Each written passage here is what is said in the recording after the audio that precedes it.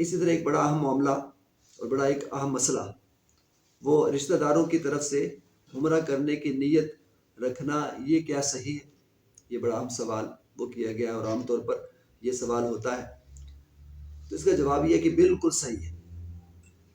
رشتہ داروں کی طرف سے بھی، اپنے والدین کی طرف سے، بہن بھائیوں کی طرف سے، تو اپنے خالاؤں کی طرف سے، پھوپھیوں کی طرف سے،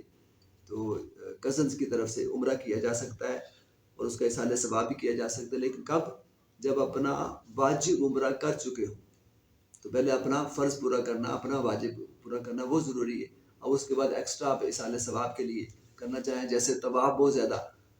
کیے جاتے ہیں وہاں پر اور کیے جانے چاہیے، تو اپنے عمرے کا جو طواف ہے تو آپ کر کے اس کے بعد کسی کی طرف سے اصالہ ثواب کے لیے نفلی طواف بھی کر سکتے ہیں۔ اسی طرح سے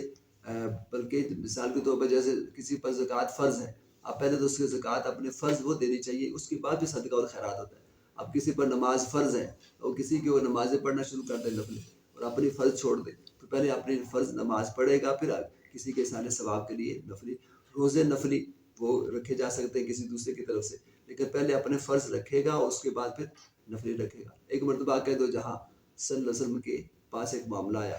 ایک صحابی آئے، یا رسول اللہ صلی اللہ علیہ وسلم میری والدہ فوت ہو گئی، تو انہوں نے حج نہیں کیا، تو اگر میں ان کی طرف سے حج کر لوں تو یہ کیا ہو جائے گا؟